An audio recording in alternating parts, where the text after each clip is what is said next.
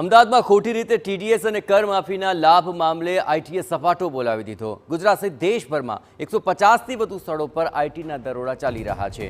ગુજરાતમાં અમદાવાદ સહિત 15 સ્થળોએ આઈટીના દરોડા છે। અમદાવાદ ઉપરાંત સુરત, અંકલેશ્વર, વાપી, પાટણ અને ભરૂચમાં દરોડાની કાર્યવાહી ચાલી રહી છે। એ સિવાય રાજકોટ, ગોંડલ, ધોરાજી સહિતના શહેરોમાં પણ તપાસ હાથ ધરાઈ છે। અમદાવાદના 3 વ્યક્તિઓના ઘર અને ધંધાના સ્થળો પર આ દરોડા પડ્યા છે।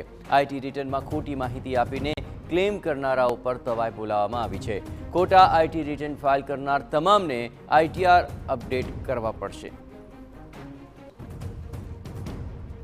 તો આઈટીની આ સૌથી મોટી કાર્યવાહી અત્યારે ગુજરાતભરની અંદર ચાલી રહી છે અને અમદાવાદ સહિત 15 જેટલા સ્થળો પર આ આઈટીના દરોડાની કાર્યવાહી ચાલી છે। અમદાવાદના 3 વ્યક્તિઓના ઘર અને ધંધાના સ્થળો પર એકસાથે આ કાર્યવાહી હાથ ધરવામાં આવી રહી છે।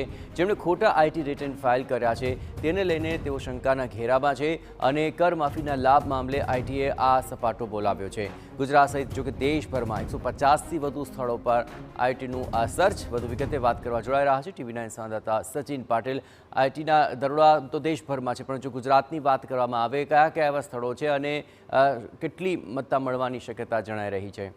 સચિન જયેશ, જે આઈટીઆર છે, આઈટીઆર ફાઇલ કરવામાં જે ગડબડી કરવાની વાત હતી અને એના આધારે આઈટી વિભાગ દ્વારા દેશવ્યાપી જે દરોડાની કાર્યવાહી છે કરવામાં આવી હતી, જેમાં અમદાવાદમાં પણ અને અમદાવાદ સહિત મોરબી તેમજ અન્ય જે જિલ્લાઓ છે રાજકોટ, સુરત સહિતના, ત્યારે કુલ 15 સ્થળોએ આ દરોડાની કાર્યવાહી કરવામાં આવી છે અને એમાં અમદાવાદમાં તેમજ અન્ય જે જિલ્લાઓ છે ત્યાં પણ જે કરદાતાઓ છે જેમણે પોતાના આઈટી રિટર્ન ખોટી રીતે ફાઇલ કર્યા છે, ત્યારે એ આઈટી રિટર્ન ખોટી રીતે ફાઇલ કરનારાઓને તાકીદ પણ કરવામાં આવી છે કે રિવાઇઝ આઈટીઆર ફાઇલ કરે અને જે ગેરરીતિ છે એ ગેરરીતિને લઈને પણ આ બાબત આઈટી વિભાગના ધ્યાનમાં આવી છે। એટલે એક નજર છે આઈટી વિભાગની કે જે ખોટી રીતે આઈટીઆર ફાઇલ કરતા હશે તો એમને હવે એ બાબત હવે નહીં ચાલે। એટલે જે યોગ્ય હશે અને જે પ્રોપર હશે એ જ પ્રકારે જે છે તમારે આઈટી રિટર્ન ફાઇલ કરવું જોઈએ ને એના માટેની જે કાર્યવાહી છે। અને દેશવ્યાપી એક પ્રકારે આજે દરોડાની કાર્યવાહી હતી અને એના ગુજરાતમાં આ કાર્યવાહી થઈ છે, ત્યારે તમામ કરદાતાઓને આ પ્રકારની સૂચના આપવામાં આવી છે। આભાર સચિન, તમામ ગતિવિધિઓ પર આપ નજર રાખતા રહેજો। જોવાનું છે કે આઈટીનો આ જે સપાટો છે ન માત્ર ગુજરાત પણ દેશભરમાં 150થી વધુ સ્થળો પર કાર્યવાહી ચાલી રહી છે। જોવાનું રહેશે કે તેમાં કેટલી ગફલત ખુલે છે।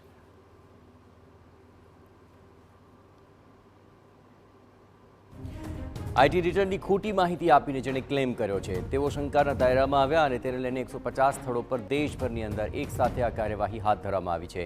ગુજરાતમાં પણ અમદાવાદ સહિત 15 જેટલા સ્થળો પર આ કાર્યવાહી ચાલી રહી છે અને અમદાવાદના 3 વ્યક્તિઓના ઘર અને ઓફિસ બંને ઠેકાણાઓ પર આ આઈટીનું સર્ચ શરૂ કરવામાં આવ્યું છે। આઈટી રિટર્નમાં ખોટી માહિતીને લઈને ક્લેમ જેણે કર્યો છે તેને લઈને આ તવાઈ બોલાવવામાં આવી। ખોટા રિટર્ન ફાઇલ કરનાર તમામને આઈટીઆર અપડેટ કરવા આદેશ કરાયો છે।